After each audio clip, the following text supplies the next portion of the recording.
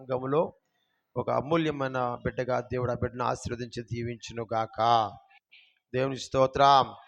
ప్రభునందు ప్రియమైన దేవుని బిడ్డలారా, ఈ యొక్క సంవత్సరంలో చివరి ఆరాధనా దినం ఇది. దేవుని స్తోత్రం. దేవుడు గడిచిన సంవత్సరములన్నీ సంవత్సరంలో అన్ని వారములు అనగా 54 వారాల 52 వారాలు దేవుడు మనల్ని కంటికి రెప్పలా కాస్తూ వచ్చాడు. ఎలాంటి ప్రేమ అనేటువంటిది ఇక్కడ మనం చూస్తూ ఉన్నాం. అది ఎలాంటి ప్రేమో, ఎంత వాత్సల్యం గలవాడో, ఎంత కనికర సంపన్నుడో మనకు చదువుతూ ఉంటే ఇలాంటి ప్రేమ, ఇలాంటి వాత్సల్యత, ఇలాంటి క్షమాపణ కలిగించేవాడు భూమి మీద ఇంకెవరు లేరు.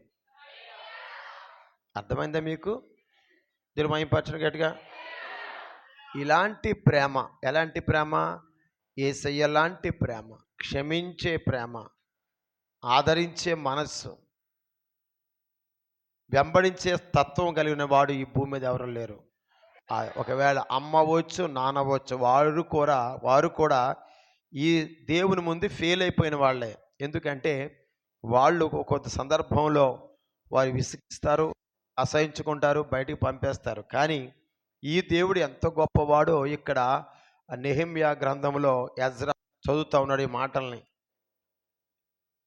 మోషే గారు రాశారు ఈ మాటలన్నీ కూడా అనుభవించి రాసిన మాటల్ని ఇక్కడ ఎజ్రా చదువుతూ ఉన్నాడు.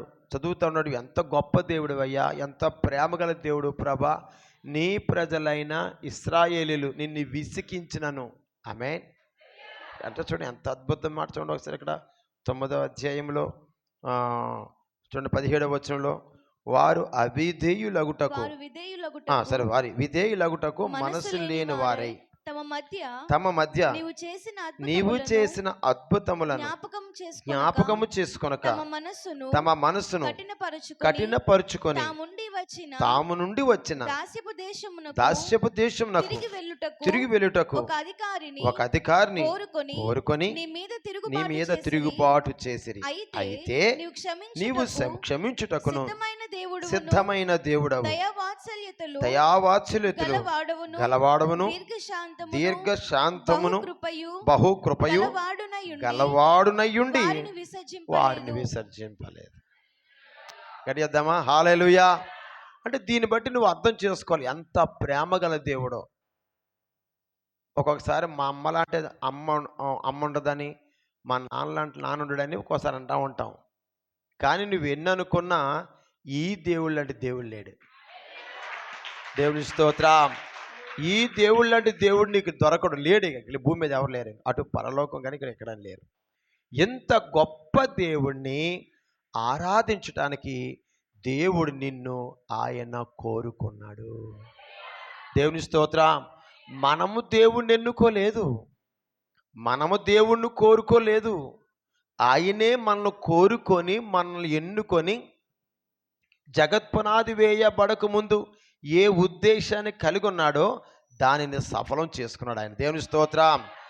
అందుకని ఈ రోజున నీవు ఈ సంవత్సరాంతములో ఈ చివరి ఆదివారమున ఈ ఆరాధన దినమందు నువ్వు మనసారా ఆయన ఏం చేయాలి? నువ్వు ఆరాధించాలి. దేవుని స్తోత్రం.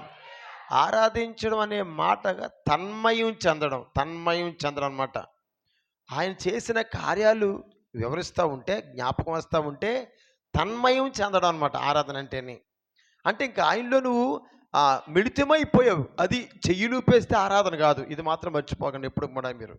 ఆరాధన అంటే కాదు, మాటతో చేసేది ఆరాధన కాదు, చెయ్యిలూపితే చేసేది ఆరాధన కాదు.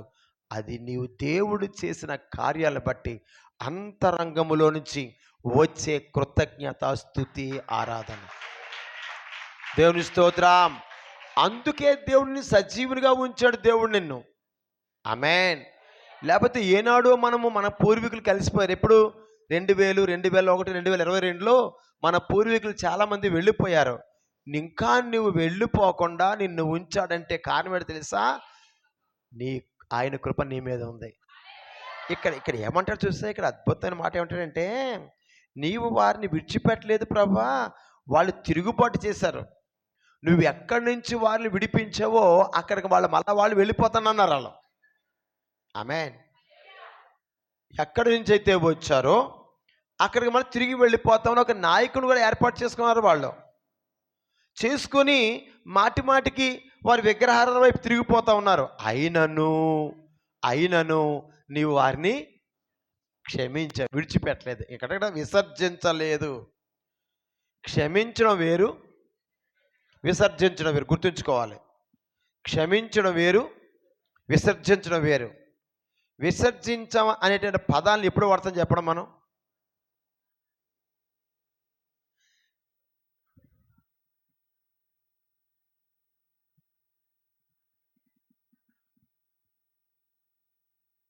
అసలు విసర్జించడం అంటే నాకు అర్థం చెప్పండి. విసర్జించడం అంటే ఇంకా మీకు సులువుగా మీకు అర్థం చెప్తాను. విసర్జించడం అంటే మనము బహిర్భూమికి వెళతాం, దాన్ని ఏమంటారు? విసర్జించడం అంటారు. ఉమ్మేస్తాం, ఉమ్మేసి ఎవడన్నా ఆకడం. బహిర్భూమికి వెళ్ళి ఎవడదా తిరిగి తీసుకోడు దాన్ని. అంటే దేవుడు నీ ఎడల తన అద్భుతమైన కృప ఏంటంటే, నిన్ను ఎన్ని పనికిమాలిన పనులు చేసినా, ఎంత తిరుగుబాటు చేసినా, నువ్వెంత ఆయన కోపం కలిగించే పనులు చేసినా నిన్ను ఆయన విసర్జించలేదు. దేవుని స్తోత్రం. కారణం ఏంటంటే, దేవుడు ఒక మాట ఇచ్చాడంటే దాన్ని ఎన్నటికి తప్పడండి. ఒకే ఒక మాట ఇచ్చాడు.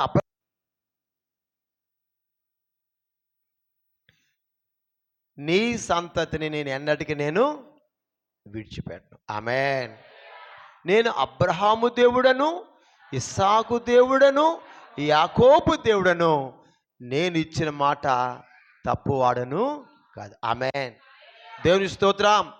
ఎంత గొప్ప మాట ఆనాడు ఇచ్చాడు గనక తర్వాత కాలంలో ఇశ్రాయేలీయులు ఎంత బాధ పెట్టినా, ఎంత గాయపరిచినా, ఒక్కొక్కసారి నువ్వు నా దేవుడు కాదురా అన్నారు వాళ్ళు. నువ్వు నా దేవుడు కాదా, నువ్వెవడు, మా సంబంధం పెట్టి నువ్వు మా దేవుడు కాదు నువ్వు చేస్తావు అన్నారు. ఇన్ని మాటలు అన్నా ఇక్కడ అంటాడు కదా అద్భుతమైన మాట. చూడండి ఏమంటారు, చూడండి ఇక్కడ 17వ వచనంలోనే చూడండి. నీవు క్షమించుటకు సిద్ధమైన దేవుడును. ఎన్ని పనులు చేసినా క్షమిస్తాడు ఆయన. మనం ఏమంటామంటే కొన్ని పనులు క్షమిస్తాం కానీ కొన్ని పనులు మనం క్షమించం. క్షమించమని ప్రాధాయపడినా నేను క్షమించను రా అనేసి మగమ చెప్పేస్తాం. అర్థమైందండి? కానీ ఈ దేవుడు ఎలాంటి వాడంటే క్షమించే మనసు గల దేవుడు. దేవుని స్తోత్రం. ఈయన క్షమించే మనసు గల దేవుడు అండి. నువ్వు ఎన్ని వ్యతిరేకమైన పనులు చేసినా, ఆయనకి ఎంతో కోపం కలిగించిన, ఆయన నువ్వు ఎంత ద్వేషించినా, ఒకసారి మనం ఏమంటాం తెలుసా? ఈ సింపుల్గా అర్థం దేవుడిని, చాలా సింపుల్గాను, దేవుడు నాకు ఎంత దుర్మార్గులండి ఆ మాట అన్న వాళ్ళు. అంటే దేవుడికి మేలు చేస్తేనేమో అయ్యో బాబో ఇలాంటి దేవుడు ఎక్కడైనా ఉన్నాడా అంటావు. ఏదైనా ఒకవేళ దేవుడు కానీ కొంచెం ఆలస్యం చేస్తే ఉన్నావా, అసలు ఉన్నావా, ఉంటే కళ్ళు మూసుకున్నావా అన్నట్టుగా మాట్లాడుతుంటాం. బిడ్డలారా గమనించండి, ఒక్కసారి దేవుని మీద నువ్వు పరిపూర్ణ నమ్మకం ఉంచావంటే అది శ్రమ అయినను, దుఃఖమైన, వ్యాధి అయినను, బాధ అయినను నువ్వు విడిచిపెట్టావు. అది నమ్మిక అంటే అదే అండి, నమ్మిక కదా. నిన్నే నమ్ముకున్నాను, నీపై ఆనుకున్నాను, ఇలా పాడాను ఒక పాట. నిన్నే నమ్ముకున్నాను, నీపై ఆనుకున్నాను, ఇలా పాడాను ఒక పాట.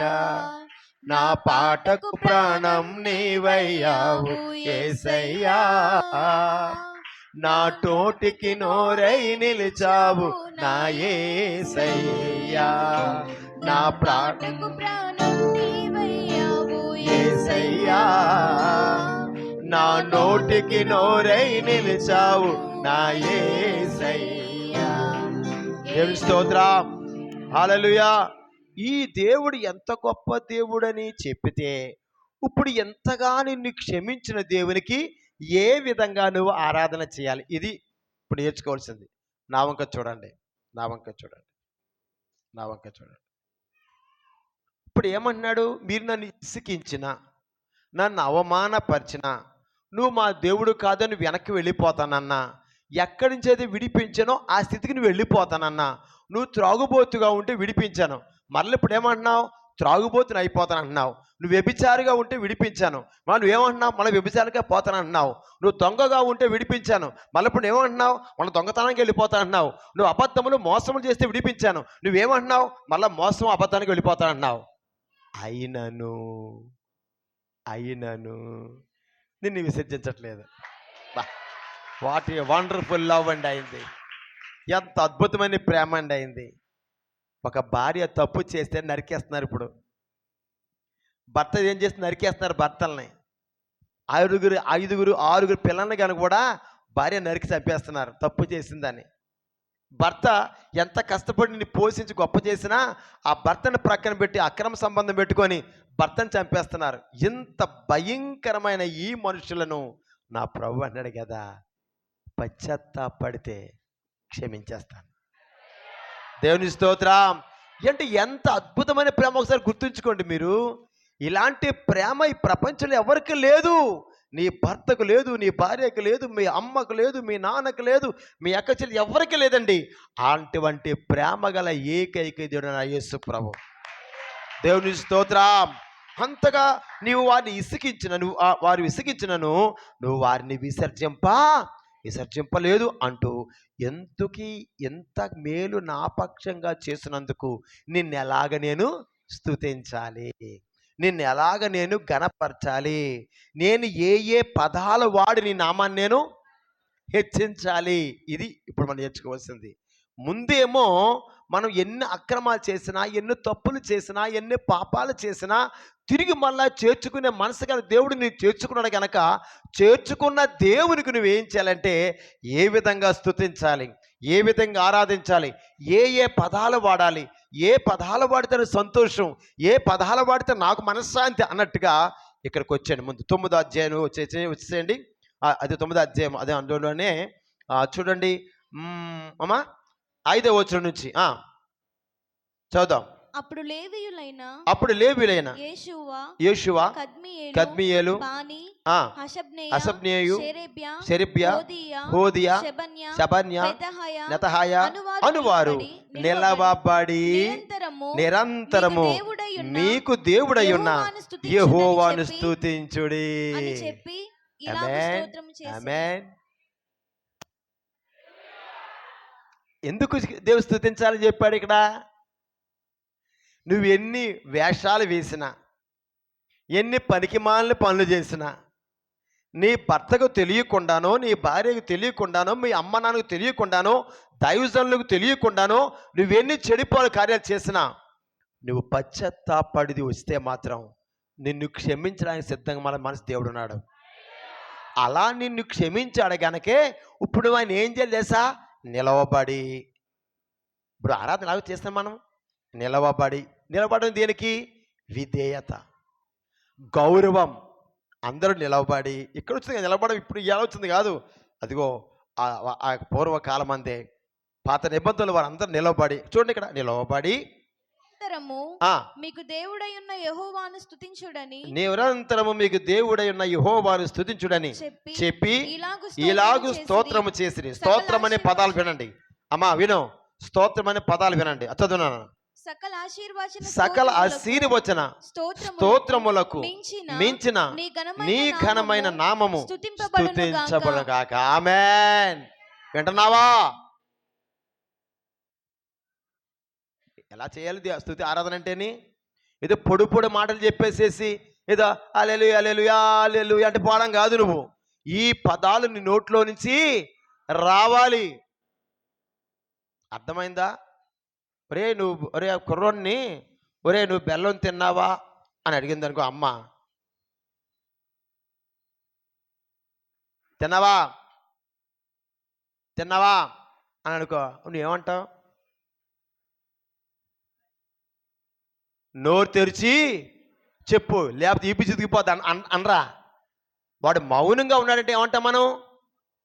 వాడు భయపెట్టి వాడు నోటితో ఆ మాటని తెప్పిస్తాం. అలాగే దేవుడు నీకు చేసిన మేలు, నీకు ఇచ్చిన రక్షణ, నీకు క్షమించిన విధానం నీకు జ్ఞాపకం చేసుకొని ఏ స్థితిలో నువ్వు దేవుడిలోకి వచ్చావో, ఏ స్థితిలో దేవుడిని రక్షించాడో, ఏ స్థితిలో ఉండేవాడవో ఉండేదానివో, ఈ రోజున నీ ఆయన మందిరంలోకి వచ్చి మనసారా స్తుతించడానికి దేవునికి అవకాశం ఇచ్చాడు కనుక మొట్టమొదటిగా నువ్వు పలకవలసిన మాట ఏంటంటే సకల ఆశీర్వచనములకును. అమ్మా చదువు. ఆశీర్వాచన స్తోత్రములకు మించిన నీ ఘనమైన నామము స్తుతించబడును కాక. 1 2 నీవే అద్వితీయుడవైన యెహోవా. 3 నీవే ఆకాశమును మహాకాశములను వాటి సైన్యమును భూమిని దానిలో ఉండునది అంతటిని సముద్రములను వాటిలో నుండునది అంతటిని సృజించి వాటన్నిటిని కాపాడువాడవు. ఆకాశ సైన్యమంతయు నీకే నమస్కారము చేయుచున్నది. దేవుని స్తోత్రం. అదే అన్నమాట.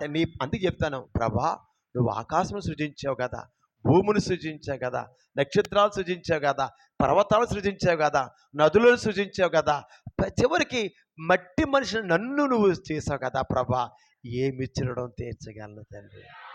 ఈ పదాలు నీ నోటులో నువ్వు పలుకుతూ ఉంటే నిన్ను చేసిన దేవుడు సంతోషిస్తూ ఉంటాడు.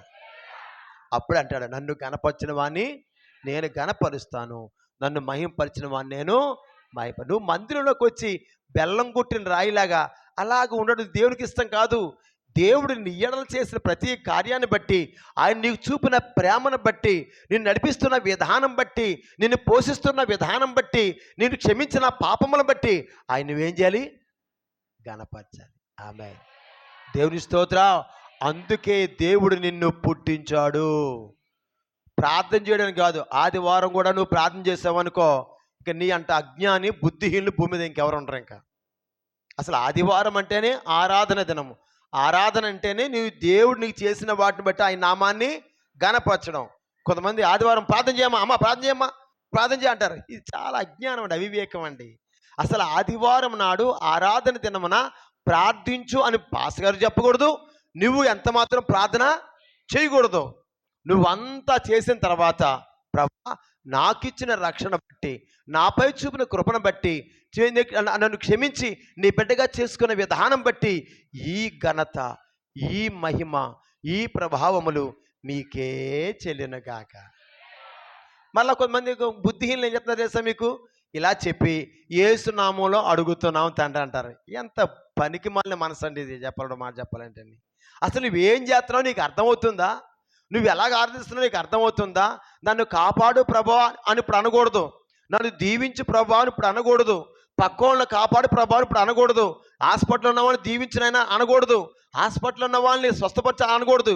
ఇక్కడ నువ్వు పలకవలసిన మాట ఏంటంటే కేవలము ఆయన వ్యక్తిగతంగా నీ పక్షంగా చేసిన మేలును మాత్రమే నువ్వేం చేయాలి? కొనియాడాలి. దేవుని స్తోత్రం, హల్లెలూయా. అందుని బట్టి దేవుని సజీవంగా వచ్చాడు. నిన్ను ప్రార్థన చేసుకో. ఎప్పటి నుంచి? సోమవారం నుంచి మన శనివారం దాకా ప్రార్థన చేసుకో.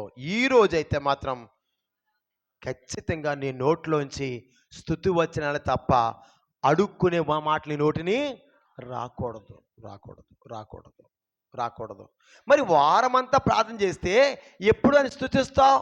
ఎప్పుడు ఆయన గణపరుస్తావు? ఎప్పుడు ఆయన నామాన్ని హెచ్చిస్తావు? కాబట్టి అది కరెక్ట్ కాదనే విషయాన్ని దేవుడు మనతో మాట్లాడుతున్నాడు. దేవుడు ఎన్ని కార్యాలు చేశాడు కనుక ఎంత అద్భుతంగా నేర్పుతున్నాడండి మాట. చూడండి ఏమంటాడు ఇక్కడ. అమ్మా చూడు, అబ్రహాము ఏర్పరచుకొని యెహోవా అబ్రామును ఏర్పరచుకుని కల్దీల ఊరు అనే స్థలము నుండి కిందకు వచ్చి 15కి వచ్చాయి. వారి ఆకలి తీర్చుటకు ఆకాశము నుండి ఆహారమును, వారి దాహము తీర్చుటకు బండలో నుండి ఉదకమును తెప్పించితివి. వారికి ప్రమాణము చేసిన దేశమును స్వాధీనపరచుకొనవలెనని వారికి ఆజ్ఞాపించితివి.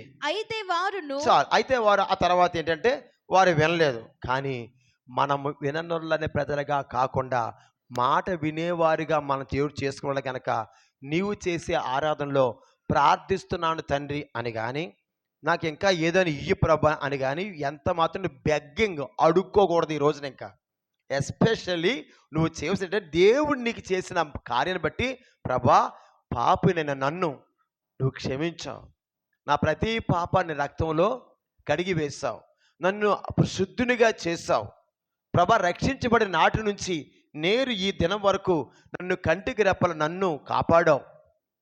నీవు చూపిన ప్రేమను బట్టి, నువ్వు క్షమించిన విధానం బట్టి, నాకు చేసే ప్రతి కార్యాన్ని బట్టి యేసుక్రీస్తు వారి శ్రేష్టమైన నామములో మహిమ ఘనత ప్రభావం మీకు ఆరోపిస్తున్నాను తండ్రి. ఎన్ఎఫ్. దేవుని స్తోత్రం. ఇది ఆరాధన. మధ్యలో కానీ ప్రభా నీ దాసుని బహుగా వాడుకో తండ్రి, ఏడంతరాత్మతో నింపు ప్రభా అని అనుకో. నువ్వు పిచ్చిదానివి, పిచ్చోడు నువ్వు. నేను చెప్పాను కదా, ఎవరైనా పెళ్ళి కొడుకు ఒక ఇద్దరు పెళ్ళి అవుతుంది అనుకోండి, ఆ పెళ్లి కొడుకు నీకు ఏమైనా అప్పు ఇచ్చాడు అనుకోండి, అప్పు తీసుకున్నా, మన డబ్బులు అవసరం వచ్చింది, ఆ పెళ్ళికి పిలిచాడు నేను రమ్మని, పెళ్ళికి వెళ్ళావు, అక్షంతలు వేస్తాను, ఇంకొక 50 ఉంటుంది వీటి అన్నావు అనుకో, పొట్టం మొహం కూడా అనిపించదు ఆడికి. ఆ సందర్భం బట్టి ఎందుకు అనిపించదు అలాగా? అది అడిగే సమయం కాదు. ఆ సమయం ఏంటి?